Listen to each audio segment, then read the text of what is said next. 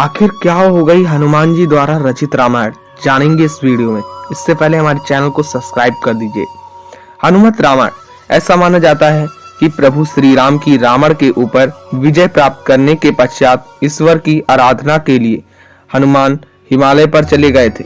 वहां जाकर उन्होंने पर्वत शिलाओं पर अपने नाखून से रामायण की रचना की, जिसमें उन्होंने प्रभु श्री राम के कर्मों का उल्लेख किया था।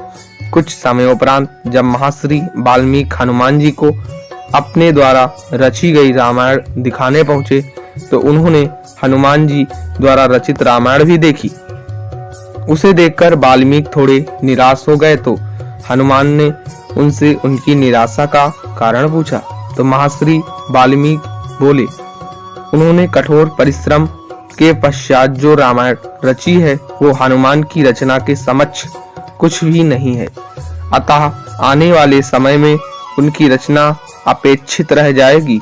यह सुनकर हनुमान ने रामायण रचित पर्वत शिला को एक कंधे पर उठाया और दूसरे कंधे पर महर्षि वाल्मीकि को बिठाकर समुद्र के पास गए और स्वयं द्वारा की गई रचना को राम को समर्पित करते हुए समुद्र में समा दिया।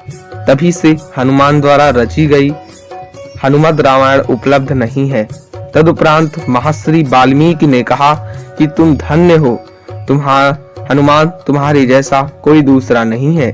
और साथ ही उन्होंने ये भी कहा कि वो हनुमान की महिमा का गुणगान करने के लिए एक जन्म और लेंगे। इस बात को उन्होंने अपनी रचना के अंत में कहा भी है। माना जाता है कि रामचरितमानस के रचयिता कवि तुलसीदास कोई और नहीं बल्कि महर्षि वाल्मीकि का दूसरा अवतार ही है। महाकवि तुलसीदास के समय में ही एक पटलिका को समुद्र के किनारे पाया गया, जिसे कि एक सार्वजनिक स्थल पर टांग दिया गया था ताकि विद्यार्थी और गूढ़ लिपि को पढ़कर उसका अर्थ निकाल सके। माना जाता है कि कालिदास ने इसका अर्थ निकाल लिया था और वो ये भी जान गए थे कि ये पटलिका कोई और नहीं बल्कि हनुमान द्वारा रचित उनके पूर्व जन्म में रची गई हनुमत रामायण का ही एक अंश है, जो कि पर्वत शिला से निकलकर जल में साथ प्रवाहित होके यहाँ तक आ गई है। उस पटलिका को पाकर तुलसीदास ने अपने आप को बहुत भाग्यशाली माना कि उन्हें हनुमत रामायण के श्लोक का एक पद मिल गया है। अगर जानकारी अच्छी लगी तो चैनल को सब्सक्राइब करना बिल्कुल भी मत भूलिएगा। जय श्री राम।